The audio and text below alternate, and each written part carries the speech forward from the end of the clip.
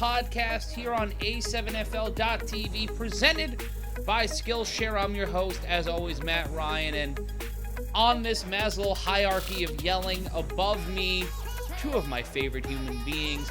They are multiple-time A7FL champion. He's going to be a certified Hall of Famer. If you need someone to shit on someone else, he's who you call. Big Rob Fabian, a.k.a. Bachata Bob.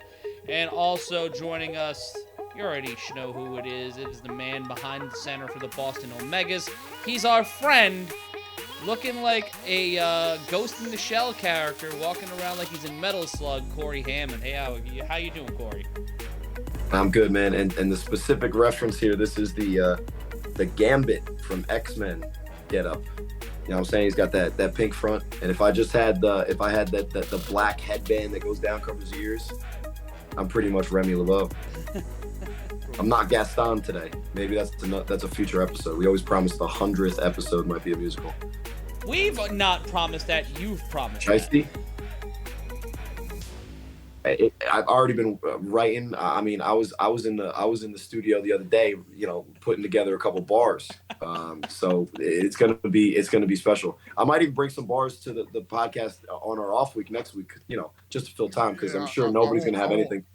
I won't be here for that one. But well, that'll also be Do-Rag Cory Hammond. So you know, it'll be a whole. I'm definitely not. Can we talk about Do-Rag Cory for a second? Yeah. If you don't watch the games of the week, but you listen to this podcast, that would be very confusing. But if you did not get a chance to watch the Patterson you take on the Boston Omegas, in what was, I think, and Rob, I think you'd agree with me, the best we've seen from the Omegas this season. The best we've seen from Cory in a long time. Why do we gotta be so mean to my friend, bro? But Cory went crazy. You guys kept saying on the broadcast that I was gonna talk about it. You guys are the one that want to talk about it.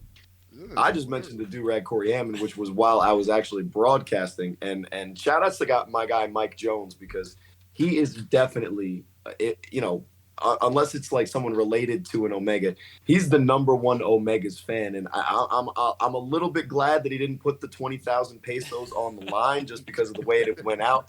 But I think we would have covered the spread, right? Yeah, I think if you set a spread for that game, in a theoretical spread, spread, the spread for that game would be more than it would be about where BIC was, which was around 60. You know, credit to my guys, especially the guys driving down. What's up? Look at this guy. What's up, gentlemen? Well, we're talking about I'm 0-6, you're 6-0. So hold on, because apparently it's more important to talk about the 0-6 team. But to finish the point, ladies and gentlemen, watching the 3-on-1 and joined by Scooter Hamilton, quarterback of the number one last week. We'll see where he is this week. Yeah. Foreshadowing, maybe. Number one team Insomniacs out of Las Vegas.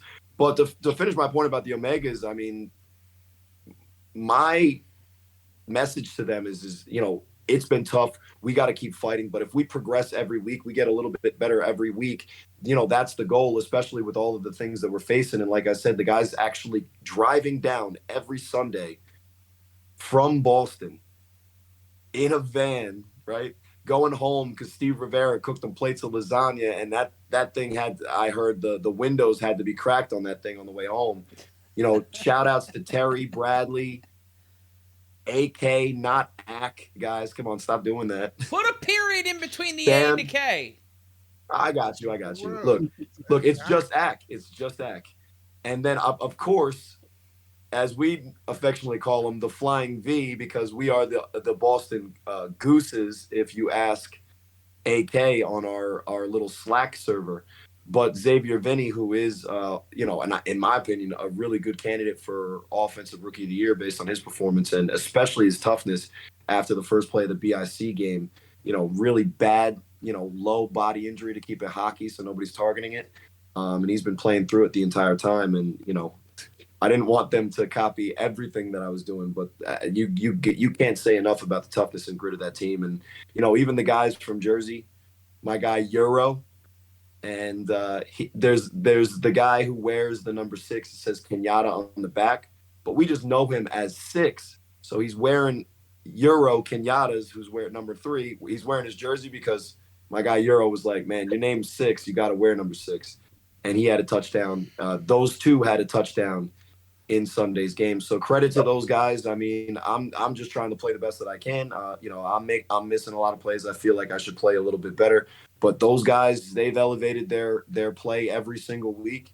And the future is definitely bright for Boston because, we played a U team that was definitely better than us. There's no question about it. But it was our smallest point differential yet. So you can see that those guys are getting used to it, progressing, and they're not going to stop fighting. And if they're not going to stop, neither am I. And that's the way I think But it's back got to be. to, look at the hats. Matt's got a B up there, but that's for Brooklyn. But Scooter, welcome to the 3-on-1 podcast. Yeah, how's the weather out there? Is there a slight cloud cover that's, you guys have to be inside for the rest of the night? There's like sirens going because there's like 1 or 2 clouds out there. What's the weather like? No, it's actually pretty nice out. Slight little breeze, but other than that, I mean, shit, my whole neighborhood just went dark, so lost power and everything. I don't know what happened there, but well, that's not good. I mean, I was joking about the whole, yeah, I don't weather know. not being a problem for you out there, but hopefully you get your electricity back. Hopefully whatever device you're using has the full charge. Well, welcome to the show. Appreciate it. Thanks for having me. So, Scooter, when we've looked at Nevada, we first got to look at you during the fall season at the start of this year. And it was really impressive to see someone step off the field, someone we've never seen before, with your unique body type. We've seen larger quarterbacks in the league. We've seen Mark Diggs. We've seen other players in the past. Joker John Kessler played quarterback for the Animals at varying points. But when you... Damn, Rob. Damn. But you bring a different level of proficiency to the position. How did you end up joining the A7FL? And what are the things that drew you to playing with the players on your team now, like RTC, someone who you played with on the Kryptonite during the fall season? Yeah, so, I mean, I'm not going to lie. When I first seen the A7FL out in Nevada, me and a lot of the players on Insomniacs, guys that I played flag with, were really dogging it. We were like, no, this is so stupid. Like, adults playing tackle. Like, I'm 30, 31 years old. Like, ain't no way I'm going out there. Yeah, they're crazy, right? That's the main thing that we hear first. Oh, those guys are crazy. Yeah, and that's what it was. Maybe I am, but yeah, I guess I am too now. But so we just got asked by Vince, who is the owner of the Kryptonite, asked Munchie actually, and then Munchie was like, "Hey, I'm going to do this. I think for one game, try it out." He's like, "Do you want to come?" So I hit Vince up, and then I hit Vince was like, "Yeah, tell some of your other guys." So we just all came out, and Smooth was running the show, and I told Smooth, "Hey, I'm a big guy. I can play multiple positions. I'll block for you. Go in at QB whenever you need me to." And it kind of just worked out.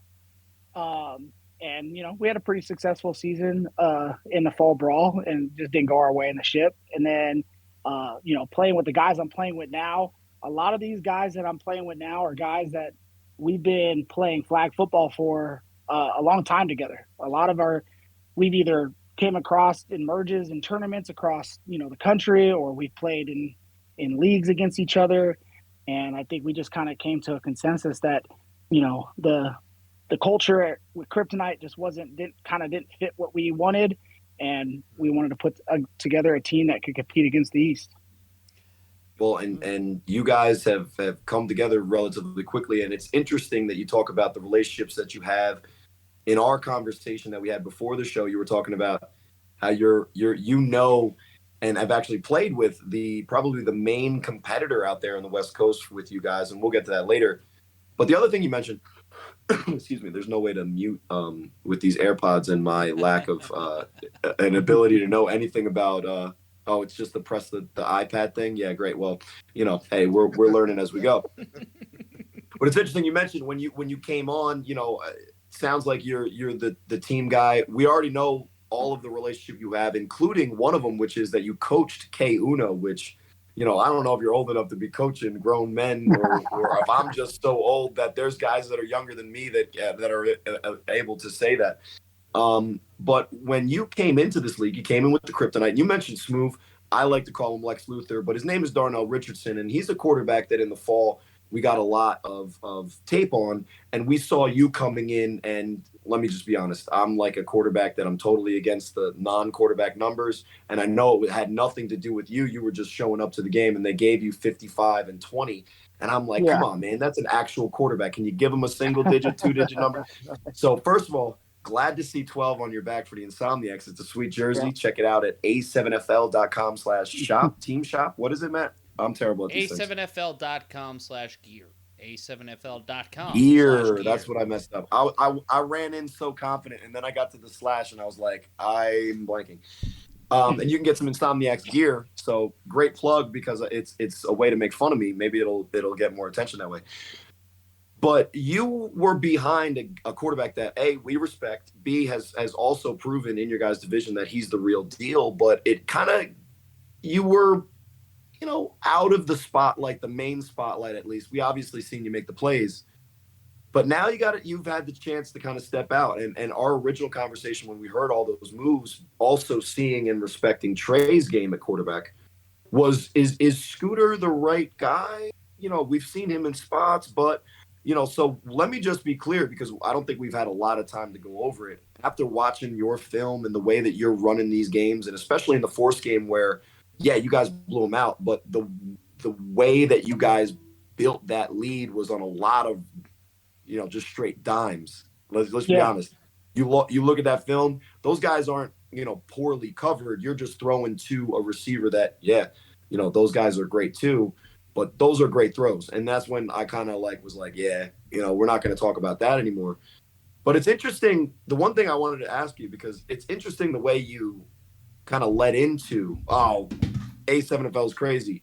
So with your skill set, you didn't see the potential benefit from not having to, sacrifice a running play because somebody can touch your hip like a 8th grade dance.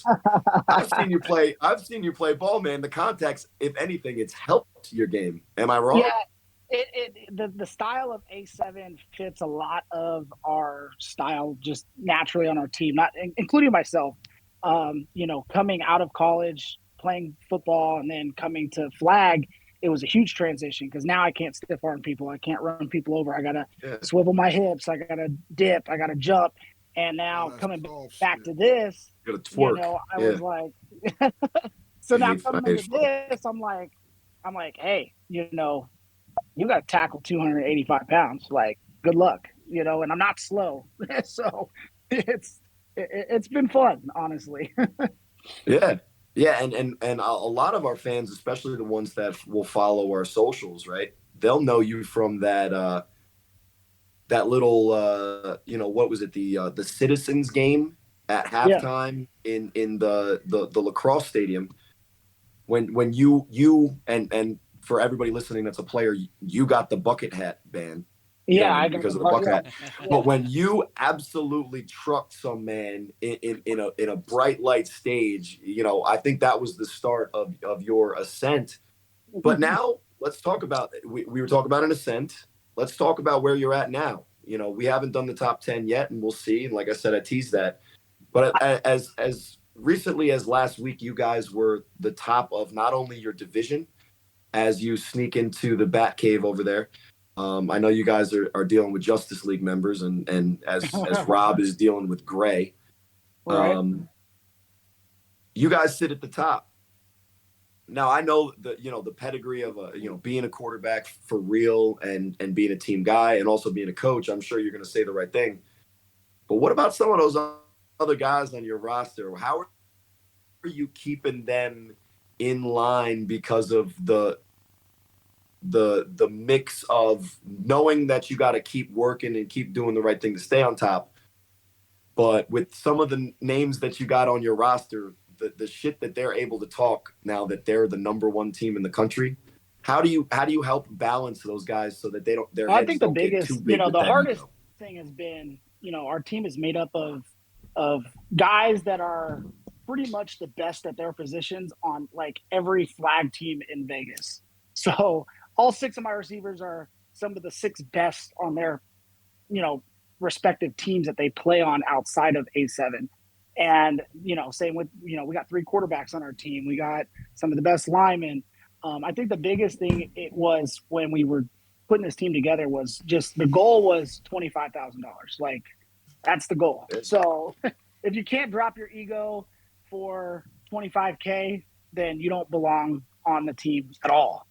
And so I think the biggest thing is just kind of keeping everybody in check with what's the goal in the long run, and then it kind of helps when we play shitty teams because then I can kind of give everybody the ball and keep them happy. So yeah, my question for Yeah, you, it's like Scott, it's like something Sterry said.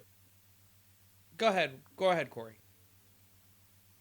Well, I was gonna say it's like something Sterry said in the live recently. Is like, man, he's got like 7 receivers. Somebody asked him, why'd you have to go throw 10 touchdowns? And they were exaggerating, obviously.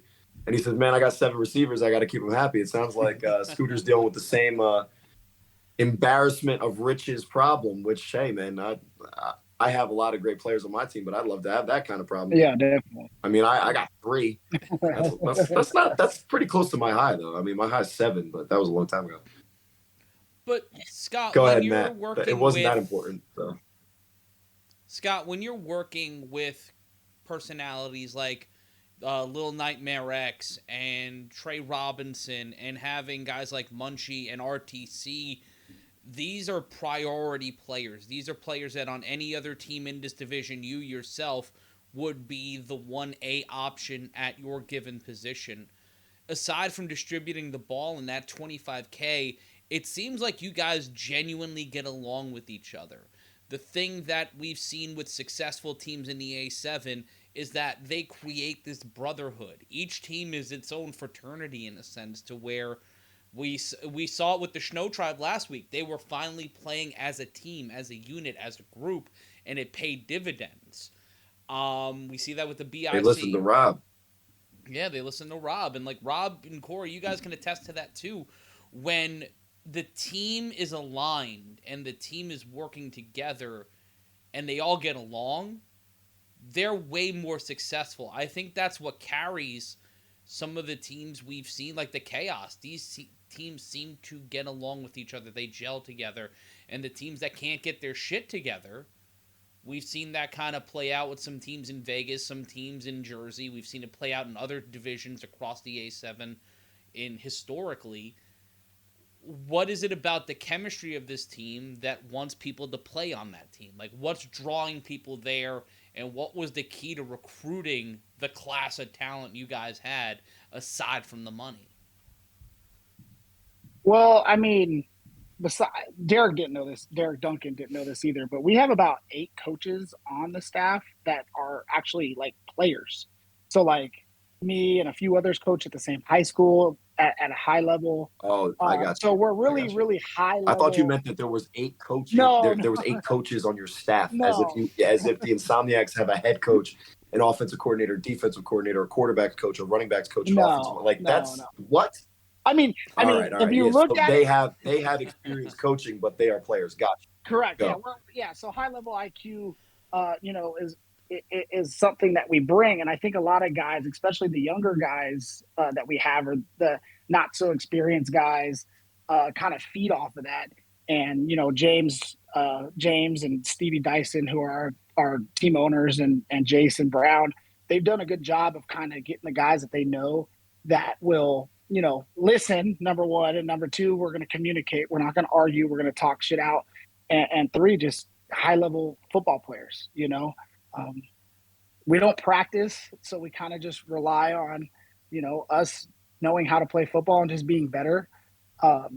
And so it's just, that's the only way I can put it, is just, we got a lot of high level IQ guys that understand best players play when they need to play, and how to rotate people and how to get people involved.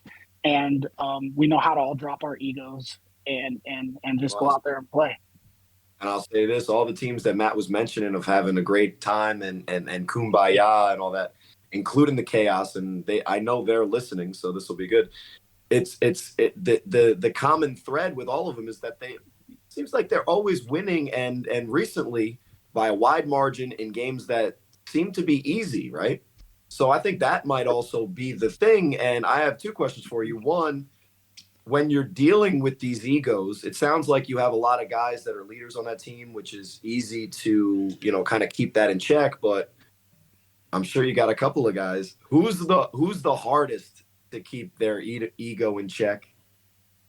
And how confident are you guys that if you do see some type of adversity in the future, whether it's in the Vegas playoffs, whether it's in the Final Four or the championship, how confident in you that the structure is in place to not only work when you guys are beating teams by a point differential between 60 and 80, yeah, but when it gets down to it and you're facing a team that's actually giving you a fight like we saw from the Kryptonite in the fall, and no disrespect, but the Kryptonite were destroying teams in the fall, including the Pitbulls team that they lost to. And when the game got close and the game got tight and the intensity amped up in the championship game against that Pitbulls team, it seemed like a little bit less kumbaya in those moments, because obviously when the tensions are high, that's when it matters most. So who's the hardest to deal with ego-wise? And do you feel like you and the Insomniacs as a group have the structure in place to handle that storm when it eventually does come? Gotcha. Yeah, no, I think I definitely think we have the structure in place. I mean, the team's made up of really two of the best flag teams in Vegas, and it's like a group of my guys and it's a group of another team. And since we've all played together, it's been an easy mesh because we all understand what it takes to win. So the structure's in place. As far as ego goes, honestly, I haven't had. Who's the pain in the ass then? You don't have to say that they got an ego or whatever, because that's negative. But we could joke about your friends, and they're your friends, and you're the leader. Who's the pain in the ass? I'm gonna say, not even a pain in the ass, but the hardest position for me to control is probably our running backs, because we got 2-3 good running backs, and they all want to carry the ball.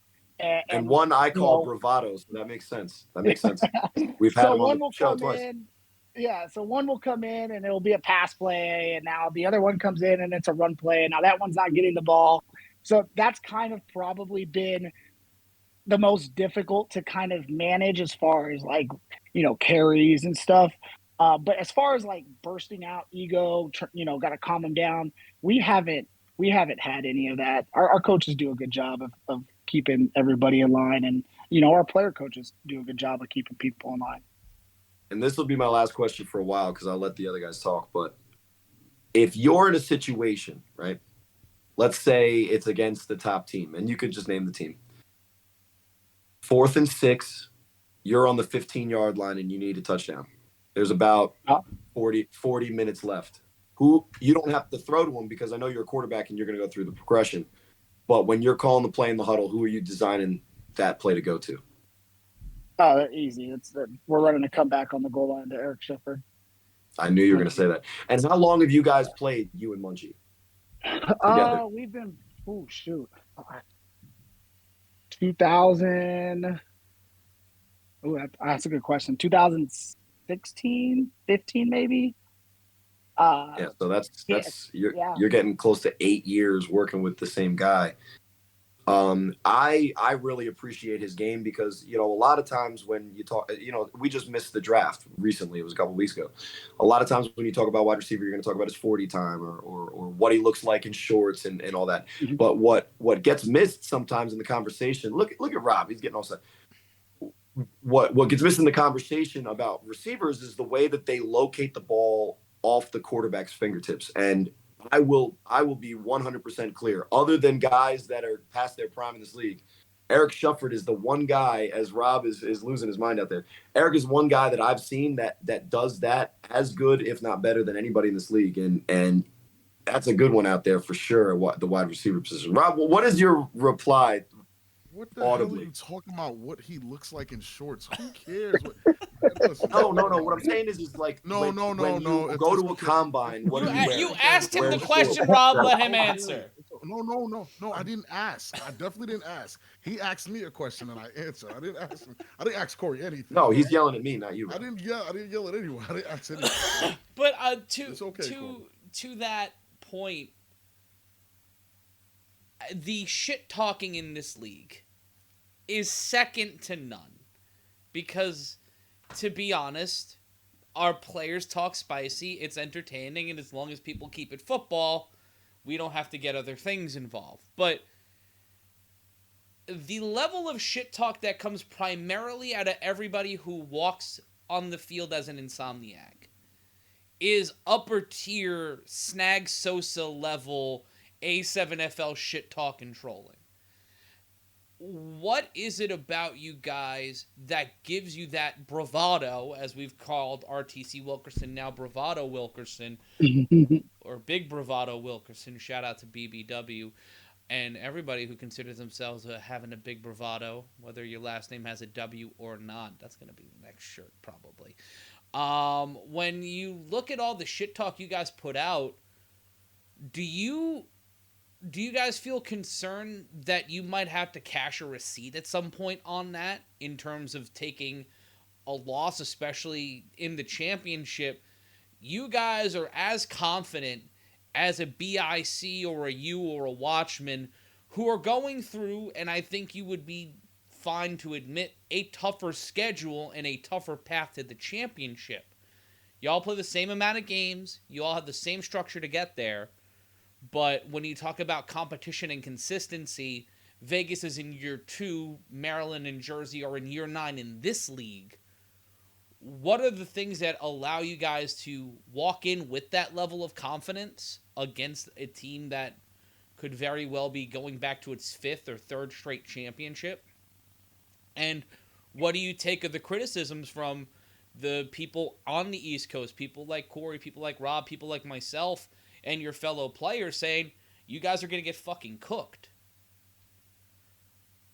Yeah, we got a guy on our team. His name's Quincy Burtz. He's one of our quarterbacks. He usually does our throw-offs. He puts in the back of the end zone. He's an older guy. Another coach. His motto is, we're just better. And, when you walk into a game and you're confident and you really could walk that walk,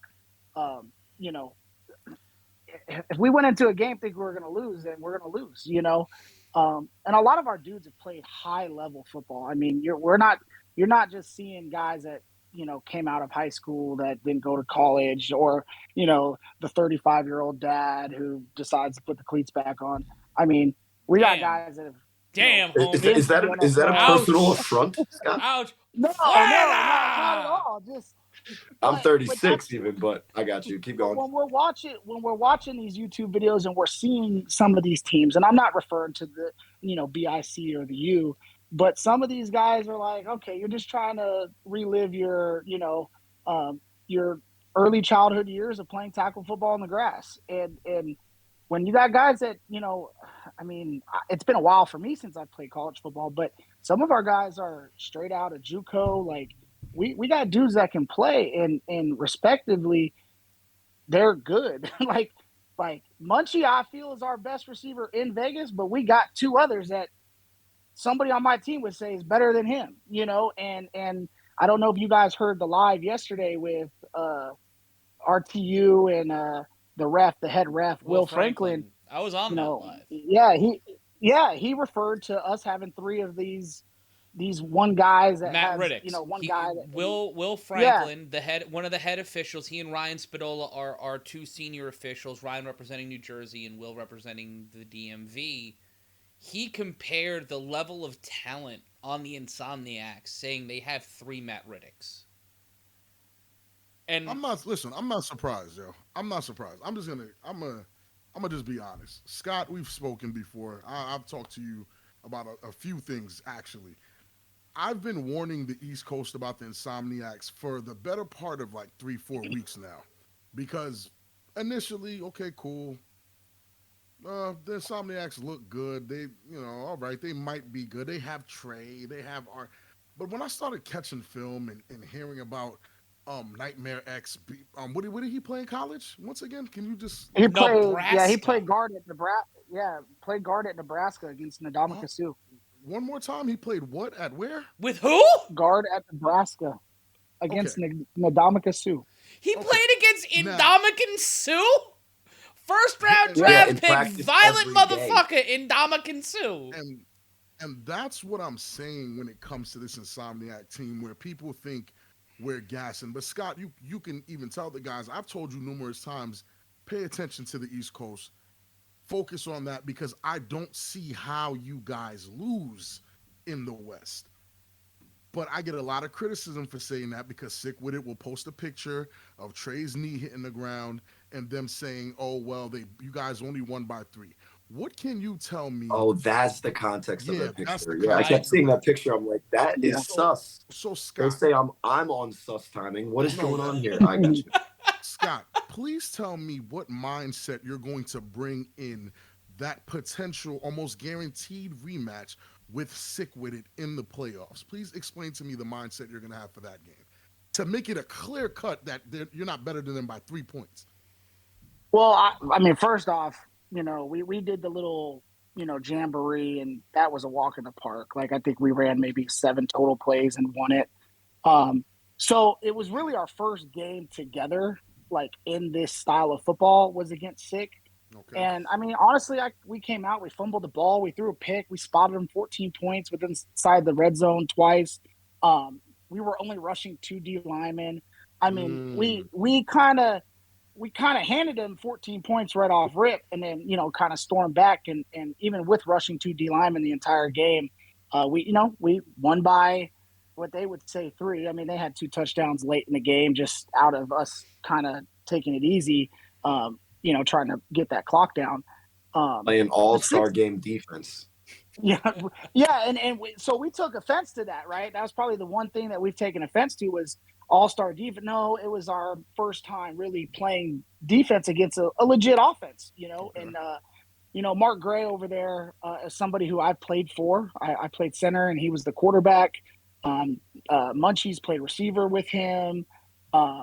We won many tournaments together, and he's put together a good team. He's got a guy that played at Vanderbilt, the big old Oos that they have. They got some. Darren Palmer played at UNLV. They got some guys that I don't really, care where Lavish T played. He's a baller. You know what? He's pretty good at this tackle stuff. He's not as good at flag as he is at tackle. So I don't care about flag. This ain't the Flag has podcast. no place I don't here. give a shit about flag. The only flags we Ask have are Derek yellow Duncan what I ones. think about flag. yeah, and they got some good pieces, and they're going to be competitive. But I think our mindset going in again is just I'll tell them on the live, we're gonna run the ball, and they can put whoever the fuck they want on D line, and we're gonna run the ball, and they're gonna have to stack the box, and when they stack the box, good luck, because the ball's going. Good luck. I seen what happened And before. I might be starting trouble here. I might be starting some trouble. I really You? don't care. No. I don't start trouble. Yeah. Yeah, I don't care. So let's just say everything goes the exact way that you want it to go as an Insomniac. We head to Arizona on July 23rd. Who do you think your opposing team is going to be in the chip? I think it's gonna be BIC. Why? Just from watching film, I would compare us to. I would say we are a dash and a dab of the U and BIC as an Insomniac team. We have elements of both of those teams. We run the ball very well, like the U does.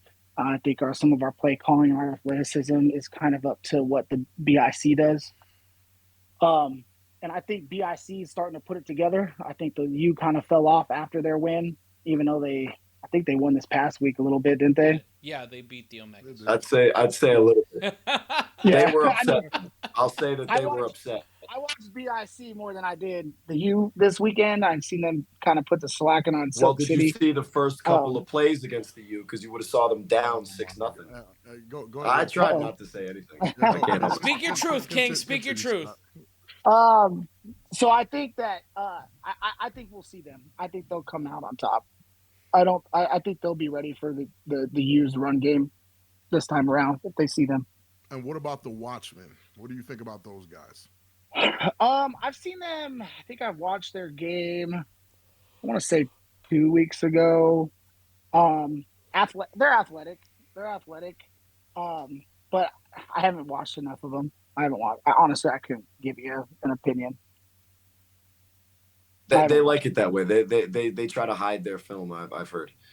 No, they don't. They don't. I'm just joking.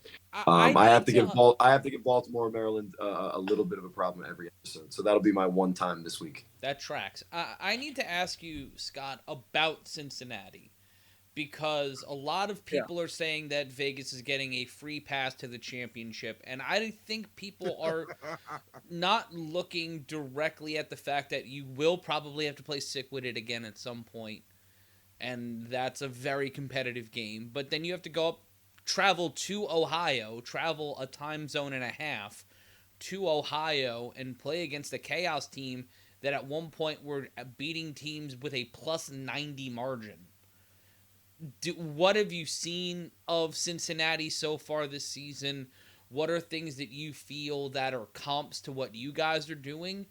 And how do you guys feel about traveling to their home turf before potentially playing a championship game an hour from your house?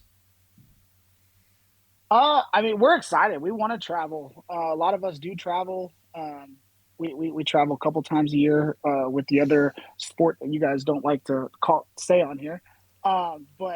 So traveling is not new for us, and I would expect us to travel pretty full. You know what? I don't think we have an easy road. We're going to probably end up playing Kryptonite in the first round, who's going to come back with a little bit of vengeance. They're going to want to, probably try to put some more on us. And then, the sick with it in a Force game, I would say is going to be probably one of the biggest games of the year. I would definitely tune in for that. Force are starting to turn it up a little bit. Sick with it versus Force, yeah, that's a big game. Yeah, that was 21-6 or 21-14 the last time they played. And the Force had four touchdowns called back. So and they had a lot of new pieces that they're starting to put together now. Let's be fair to the way that they're putting them together against some of the teams that are out there, and I think we'll get to that maybe in a question or two. But yeah, definitely. But and there's also lost in the mix is, regardless of how they actually are, you also have to beat whoever is the California champ too.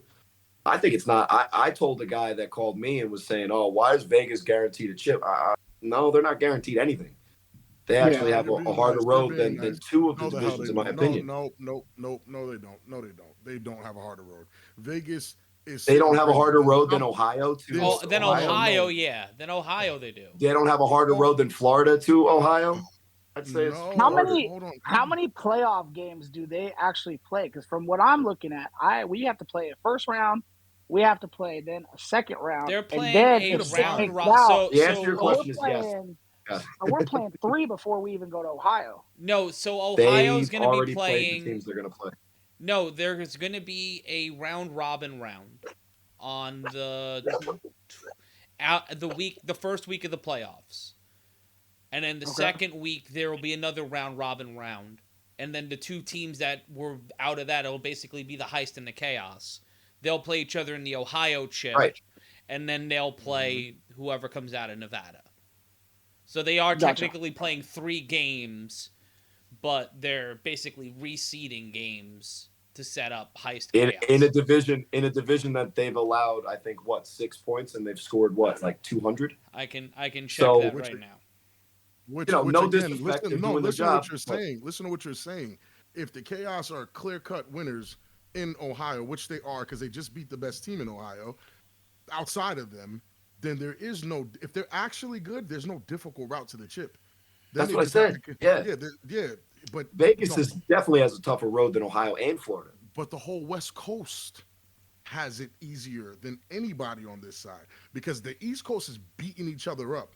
It's only Insomniacs, Sick, and maybe the Force, bro. Like we have to be real. We don't know what's coming out of LA, and it hasn't sounded. Yeah.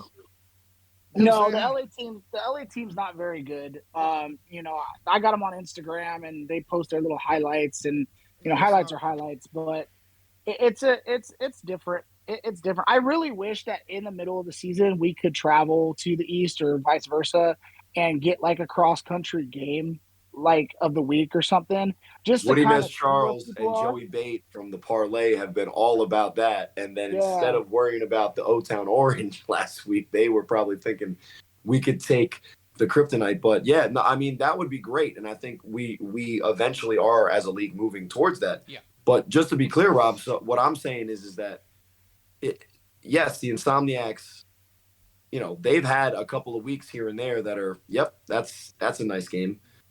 We'll take the quarterback, the perfect QB rating. And But once the playoffs hit, I just think wanted to that's say a this tougher really road, quick, in my Corey. opinion. The Chaos have outscored their opponents so far this season, 190-6. What are we talking about? Yeah, so I was off by 10. What I'm talking about is that the Chaos, basically, unless something terrible goes on, they're probably slotted in already, not having to play really anybody else, and the Insomniacs at a minimum do have to play sick with it, and that's what I'll say about that. And that's it.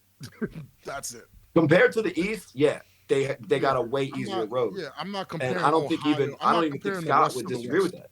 Yeah, I'm not comparing the West to the West. That doesn't even make sense. They're all on that side and they have to play each other. But Scott, my question for you, because you did mention that you guys traveled before playing that other game that we don't talk about. You can say flag, I just won't like it. No, right.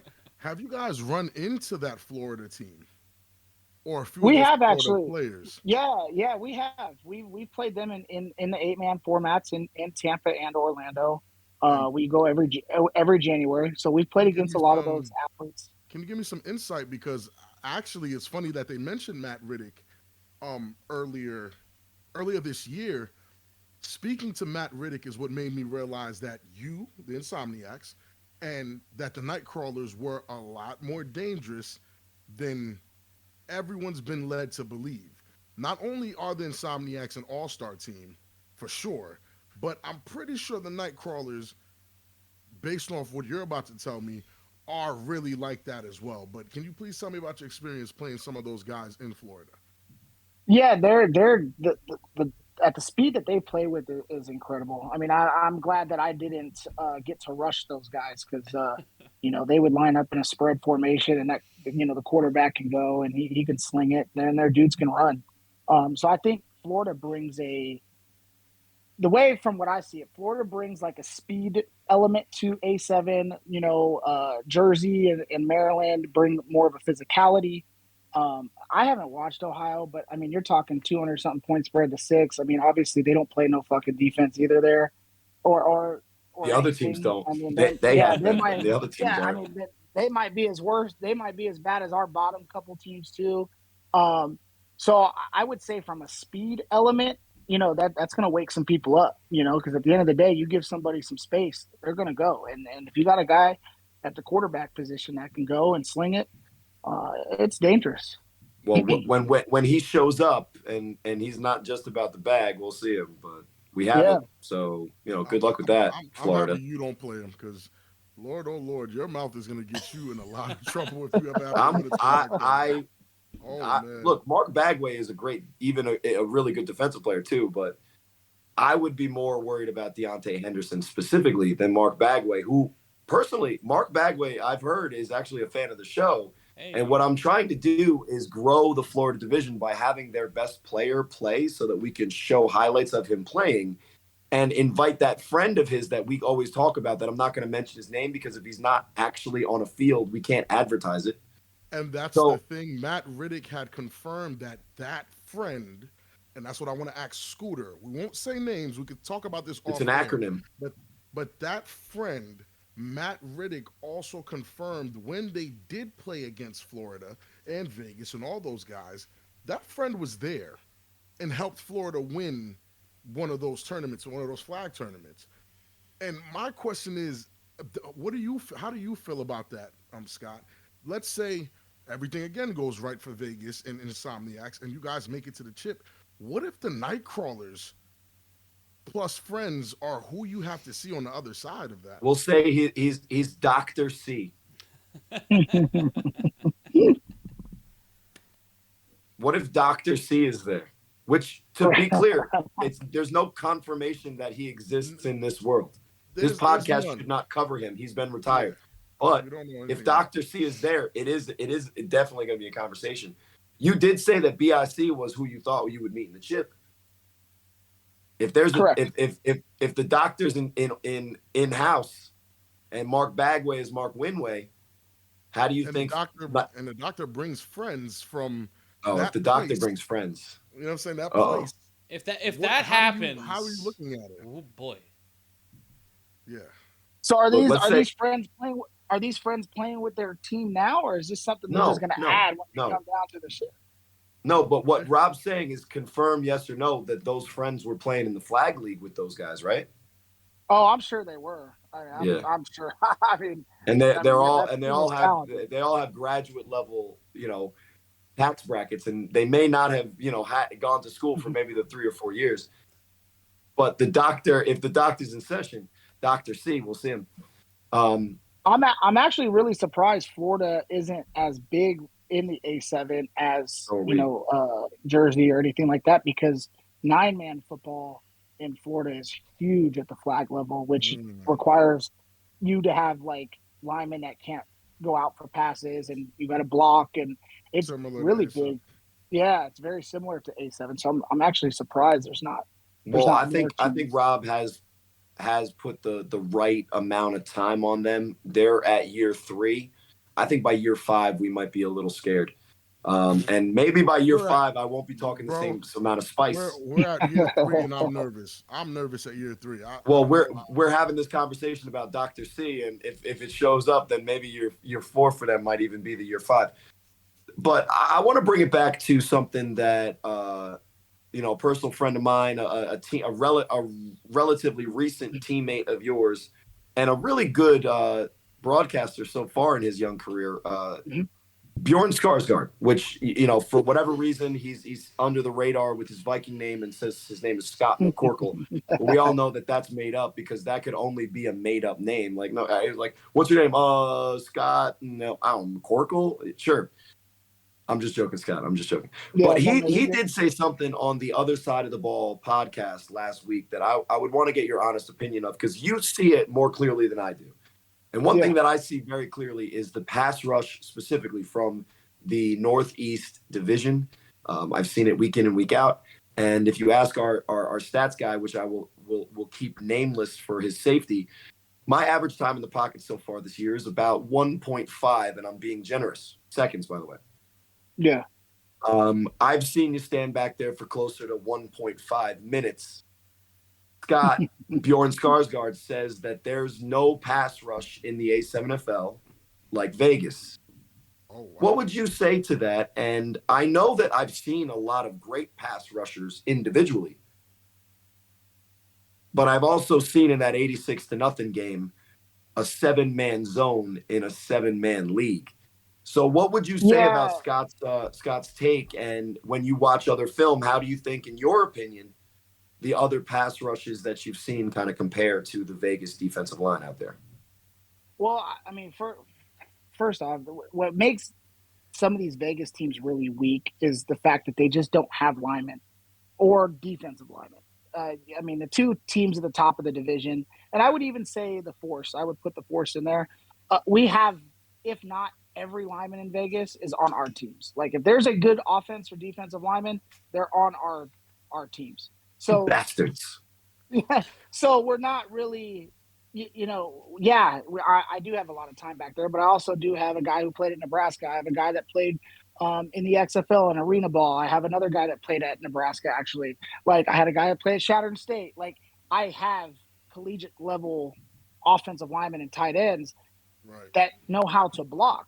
Same with Sick Witted. They have guys that play at the next level. It in, buddy. So, like, Will Franklin said the same thing. He's like, you're not going to be able to hold the ball that long. Well, I don't have to hold the ball that long. I'm doing it because I can. Like, why would I throw a ball super quick if I don't need to at that moment in time, And I will say Scotty's spot on. I mean, I've seen some good defensive linemen back east from what I've seen. I think the U gets after it. I think BIC gets after it. I love that big man from the Renegades. I thought he was getting after it when I watched him play. That like 6'6" dude. Trey Basketball, Um, yeah. so Megatron. no, Oh, yeah, There's Megatron. two no of them. doubt. Yeah. Yeah, There's two of them. It's Megatron and Trey yeah, Basketball. yeah, no doubt. Those dudes can get after it, and I can't wait for our guys to actually have to go up against some of those dudes. Um, but I do think that we have some of the most talented defensive linemen in all of A7. And I would put us up there against some of these other teams as far as But pound for you've pound. just made it so that it's concentrated into the top teams, so that all these bottom teams are rushing you with guys that, like you said, and your words, 35, So reliving the glory days. That's who's rushing yeah, you And yeah, I have yeah. a And three, I mean, four I question. weeks haven't of the been season. I haven't been hitting 4 games. I mean, I woke up Monday morning feeling good because Stop I rubbing it in. mean, Stop rubbing it in. But I have a question about that, You know how many Scott. Advil I've taken in the past 3 days? Like, It's not healthy. It's not a healthy number. I Go ahead, Matt. assume not. Bring But us back. when it comes to being able to take your foot off the throttle, being able to play a easier game against some of these other teams where you're running up the score to a historic plus minus margin, when you get snapped back into hyper competitiveness, do you feel that it'll take it a little while to get the kinks out if you're facing a more aggressive pass rush? Do you feel that? Because I want to walk through the top 10 with you, and I want to walk through the playoff brackets and kind of get your assessment on where we stand heading into the first round of the playoffs.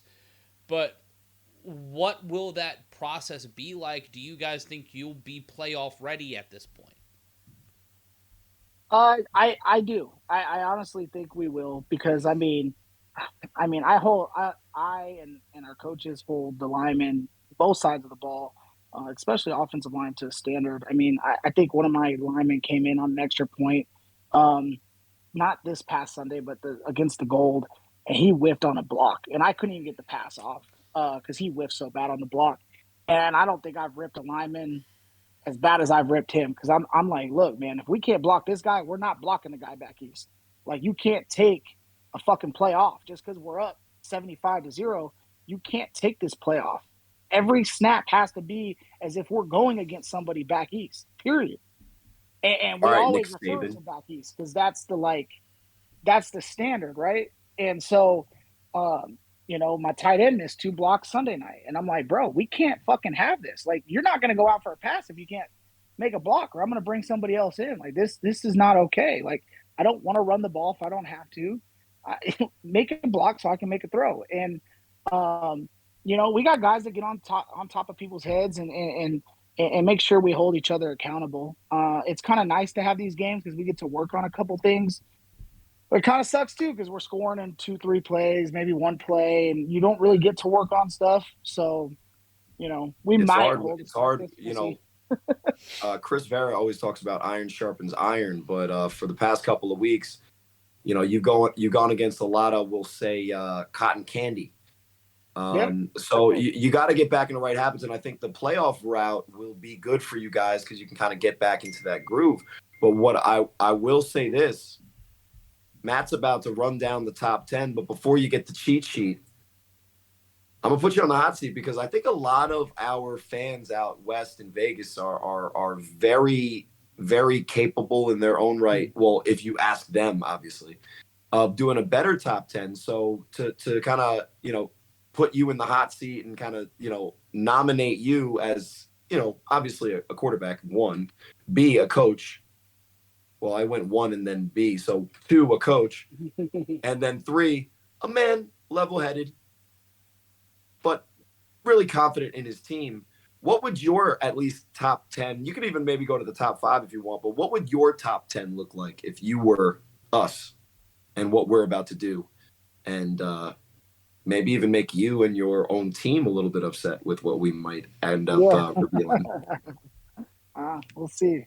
What's your top 10? Well, I mean, obviously, number 1's Insomniacs. You know what I mean? We're going to Okay. keep that the same. Do you have a top 10 that was up there from last week? No, I don't want to give you a cheat sheet. That's what I'm saying. So that's the easy one, is the undefeated team. Did we lose you? Oh, there you are. No, I'm here. So who do you think is this? Who do you think is the second best team in the country? Well, I'm gonna go. I'm gonna go back to. I'm gonna go us being number one. I'm gonna say BIC number two. Uh, I'm gonna go. I'm gonna go three the Watchmen, four the U, and I'm putting Sick up there at number five. And then I'm gonna probably put Chaos because they're undefeated. I'll put them at six, but they've kind of had some slapdick teams too. Seven, probably Silk City because they just got their ass kicked.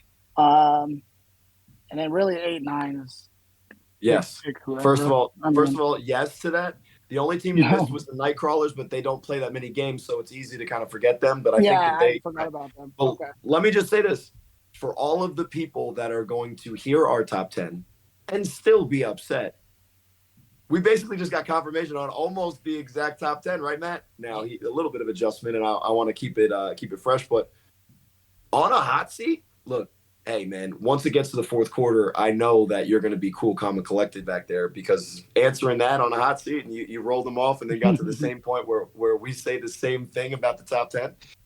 Congratulations, man. That was a well done performance. And for everybody else in Vegas, if you have a problem with me, you have a problem with Matt, you have a problem with Rob, now you got a problem with a forklift. And I don't want to call you the forklift anymore. I think it's not fair. We're gonna have to come up with another one. And you know, the comment section in some of these things is always gonna say big sexy, and it's just lazy. So we're not gonna go there. But we are gonna come up with something better than a forklift, man, because you've been. If we do a top 10 on quarterbacks, I'm sure you're gonna show up way before my dumbass because you've been balling out there. And like I said to a guy on the U, and we'll just call him Surf, man. When I grow up, I hope I'm like you, bro. I hope I grow up to be just like you. You know, it's crazy you even say I would be in the top 10 because I got two other quarterbacks on the roster that easily could be in the top 10 if they had more possessions than me or whatever, and that might come down to it, man. It'll just depend on the game. So hopefully you'll get to see some of them a little humility bit. is a big part of being a leader. And if you're going to give guys, crap for missing blocks because you're holding to them a high standard because you want to win when the money's on the line, I understand where you're coming from, but it's also just as important to kind of have that humility, know that it's not just you out there doing it, even though we've seen you make some great plays. So enough of the quarterback love session. Rob, you can go. Did you hear his top 10 though, Rob? Relatively great job by our guy. And let's get to our top 10 and see how it lines up. We start out with number 1, the Insomniacs. Number 2, the Baltimore Watchmen. Number 3, the Trenton BIC. So a little flip-flop there from Scott's list. Number 4, the Patterson U. Number 5, Sick With It. Number 6, the Chaos. Number 7, Tampa. Number 8, Silk City. Number 9, the Force. And number 10, the Los Angeles Aces, who will be playing the Pit Bosses when we return next week after the bye week, and the Gold will be taking on the Santa Monica Vibe, and that will go into an interesting look at the top 10. This one was way easier this week, to be completely honest. This was an easy selection from us on who we were going to pick for the top 10. Scott was eerily accurate on most of his picks. But we have something else coming up that's more important than a top 10 we come up with through a text chain on a Monday. Talking about that $25,000, the A7FL playoffs start in just 2 weeks. We got to get through the month of May. We got to get through week 7. And then on March 4th, we bring you the A7FL playoffs. And here is where we stand heading into the national playoffs. In the West, it'll be the Insomniacs taking on the Kryptonite. Sick With It taking on the Force, the Vibe hosting the OTT, and the Los Angeles Aces taking on the Hunters. That game also taking place in Los Angeles. That's going to be a really interesting first round. I really like the matchup at the top, 2, 3, 1, and 4. I think the OTT are going to get a game from the Vibe. And we take a look out east. Right now, it's the Patterson U taking on the Rahway Snow Tribe, the Silk City Animals taking on the East Orange Renegades, and in Florida, a little bit of a change from last week. The Tampa Nightcrawlers are taking down the O-Town Orange, but we will get more in the weeds on that next week when we are in Week 7. And right now, the BIC and the Baltimore Watchmen get the bye. What do you guys think of the playoffs so far? I like it. I'm not gonna lie to you. I like it. I see a lot of great potential rematches. Snow Tribe versus the U is one that I know the Snow Tribe really feel like they can get that game back. Animals versus Renegades. There's a potential that we can get a healthy CP3. That's a game I'm looking forward to. Force versus Sick With It rematch. Ooh, I would love to see that one. I'm excited for that. Well, Rob, I'm gonna have to hold you real quick, man, because the Force play Kryptonite this Sunday or next Sunday, and that will change 3 and 4 if Kryptonite can pull out an upset. So who do you got? Who do you got next week? I'm gonna have I got the Force. The Force they're gonna run the ball down Kryptonite's throat. But if Lex Luthor has anything to say about it, do whatever he can to pull it out, which Force's DBs are really suspect, and I proved that point. So I think Scott, I think Darnell can go out there and sling it. Even Coach Mack will say that too, though. So that's not just shit talk. That's an astute observation from a quarterback that played them, but also a self-admission from Coach Mack, because that team does have a lot of good players up and down the roster. Pretty decent, good, trench games. They got some good running backs that they try to do by committee to replace RTC. But you said it, Scott, and so did Coach Mack. And there he is. He's back.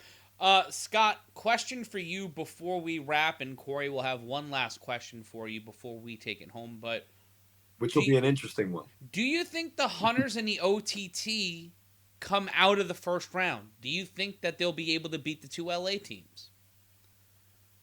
Yeah, I kind of wish we were able to travel. It kind of sucks that the 1 and 2 and 3 and 4 got to knock each other out first, because I don't think LA's teams are nearly as good. I think they'll probably actually fare pretty competitive to those two teams.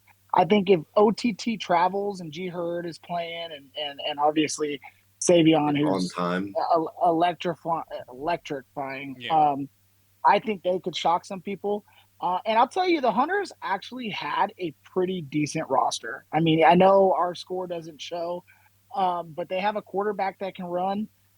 He's not afraid to throw the ball. They got a couple decent guys. Darren White. Yeah, Darren Moore. Very, very similar to K Uno as far as style of play. I honestly see both of our Vegas teams coming out. I do. If I had to pick loser, I think the Hunters lose to the Aces, and I think OTT beats the Vibe. It'll be a battle of really interesting jerseys at Vibe OTT game, and we'll see that on A7FL.tv. Hunters too, man. Hunters too. Yeah, you're allowed to shout out. Look, there it is. And I will say, we gave the Hunters coach and the Hunters team a lot of flack in the fall. And I think not because they were listening to us, but I think with a lot of hard work and getting the guys to buy into a little bit of an adjustment in scheme, I've actually been impressed with what they've built since the fall. And even though they don't stack up against a team like you guys, I do see the growth there, and I'm actually impressed with them and proud of them, and we'll be rooting for them to put on a representative game. But for all the stuff we say about the LA teams, Millard, whatever his last name is out there, he does jump off the film, even though the film is a little bit, mediocre at times. When you watch him with the ball, you gotta commit to tackling a guy like that, and that's something that if the Hunters are able to do, maybe they have a chance. But a lot of teams aren't able to do that for whatever reason. And as somebody that doesn't make a lot of tackles, I'm not going to say that I know how to do it, but if they figure it out, that'll be interesting. So you mentioned who you think is coming out of BIC, and you actually put BIC as number 2. And obviously, we talked about, the first thing we asked you about is this league. And I'm going to ask you this question and then just get to the more important one. But as you were kind of, looking into the league, starting to get to know it, who are some of the players in this league that when you watch them, you're like, oh, I'm a fan of this guy? who's like the one name or two names that, whether it's from your own division, which is fine, or from the OG divisions, who do you watch their game and kind of say, yeah, I like watching this guy play football? Well, I know I've put it in our group chat, the receiver from BIC, Worthy. He's special. He can, return the 3-on-1. He runs pretty smooth routes. He catches the ball. He actually, he's a good overall player, and he's somebody we're definitely gonna have to, if we get to see them, we're gonna have to, we're gonna have to mark him up with some of our better dudes for sure. I definitely enjoy watching him play. I actually enjoyed watching the quarterback from Silk City. I wasn't a super fan of I wasn't a fan of the scheme that they were running offensively, but kind of like that zone read option with the throwback with the two linemen, I thought was super creative, and so I liked watching him. But other than that, I mean, everyone's pretty neutral to me as far as. So you're near perfect on the top 10. You're a representative leader. You should be a clinic for some of these other guys that come on of how to be interesting, but also not too edgy or whatever. And also got good taste. Two top MVP candidates in the league, especially from our division, and we'll talk about your guys' division when we get there. But now the important question, because we never have you on before, and if you are a fan of the show, which I know you, Scott, are, and I know that you, Sin City Chaos, you guys are too, but I haven't seen any orders yet. tinyurl.com/A7FL merch. That's tinyurl.com/A7FL merch. Scott, I know you've seen Kelly Hurst out there before she went out to LA with the beautiful TBS shirt. But we always ask our guests first time, if we put you in a corner and you got to pick one of the three shirts, are you going with Matt's kind of representation of the Thick Boy Season shirt, which I'm sure you've seen is probably our top seller, especially out there with the ladies in Vegas and ladies in general, let's be honest. What's up, Ma? The Huss Huss, which represents Rob's signature catchphrase, and also is kind of modeled after the Huss Huss originator of the league, a man you just mentioned on BIC, but also the Cory Hammond I'll try. So of the three, and I always gloss over mine because nobody picks it.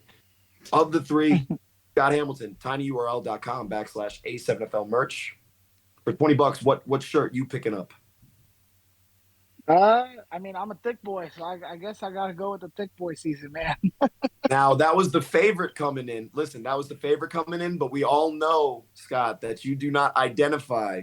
You identify as a Huss Huss guy. Now, I've seen your truck, but I know. Listen, we talk about my weight loss on this show, and then in our group chat, we talk about how I'm basically one sleeve of Oreos away from going back to my old ways. So I am a TBS guy in a veneer body. You're the opposite, man. You may have that TBS body, but you got that Huss Huss mindset in you. So I think that's awesome that you went. I think that's awesome that you went with the TBS shirt. But I think you just seen the art on it, and who doesn't go with that, to be honest. And RTU, it will never not be Thick Boy Season in the A7FL. Shout out to the new fans on our Instagram. Did you guys know that RTU, Keith Salmons, is officially retired as an A7FL player? I saw that. We're gonna have. We're gonna go down to Denver and build a stadium, like a statue in front of the stadium for him, with a couple of Randy Moss starting lineup figures. We're gonna paint them bronze and hang them up outside. Yeah, man. Yeah. Listen. Shout outs to my guy, but somehow he got into this league after me and ended before me, and he feels comfortable with it. So it just made me feel old. But shout outs to a good career, a great guy, and you watch his lives, decent future. So Scott, Thick Boy Season shirt, tinyurl.com/A7FL merch. It's $20, and for the garbage that you guys waste your money out there in Vegas, I'm sure Not only will the rest of the Insomniacs get it, and as well as He's the Sin City unhinged. Chaos. Matt calls him out. He's unhinged. He's losing it. And on that note, I got a guy that makes shirts, so we're good. You know. No, you can't get the unofficial You can't shirt. do It doesn't that. support the show. That's my face. You're double fucking me on that point. You're stealing my IP and you're stealing money out of my pocket. What the fuck? Damn, homie, Hey, I'm not that's what making a lot of Vegas money does. doing this shit. Guys, we'll made it. We've made it when there'll be bootleg versions of our merch. If I go to Arizona and I see my face on a shirt, we're throwing hands. If I don't get any residual, we're gonna have a problem. Screenshot. I can't wait for the Nevada shirts where it's just the Viking just staring at you intently. But Scott, thank you so much for joining us. We try to give a nuanced view of the entire league, and it's great to have that check and balance with one of the elite athletes in our fastest rising division. It'll be great to catch up with you, hopefully in Ohio, hopefully at Bullhead. We'll be seeing you there no matter what. But he is Scooter Hamilton. He is the quarterback of the Vegas Insomniacs, and he will be in action. What happened, Rob? Okay. He'll be there on May 21st. I heard a noise. I'm sorry. He wants to be there July 23rd for sure. Yeah. Hey, I'm gonna be there either way because there's a 10K tournament for flag on Saturday, and we're doing that as well. So we're gonna be there either way. Derek Duncan will be there too, getting another team in. Hey, you guys will have 16 teams before we know it. Wait, guys, should we enter that flag tournament? Nah, I'm out. You'll be the quarterback though. Fine, I'll be the quarterback. I'm out automatically. I'm automatically out. But go to tinyurl.com/A7FL merch. That's tinyurl.com/A7FL merch. Click the link in the description to sign up to Skillshare. Get a free 30-day subscription to Skillshare. Kicks a little money back to us. And we will be back next week with another edition of the 3-on-1. We'll dig a little deeper into the playoff picture and talk about some other shit because there's no games this weekend. So I don't know. We'll talk about flowers, maybe some botany. We might fight a motherfucker or two. I don't know. I might challenge Casey Cox to a debate. A lot of shit can happen. It's a long road to Tipperary. Nice. But for Big Rob Fabian, for Cory Hammond, and our guest Scooter Hamilton, I'm Matt Ryan reminding you, as always, don't be an asshole. And I'll try, Mom, and happy Mother's Day. But Happy that's all I'll Mother's promise Day. is I'll try. I appreciate y'all.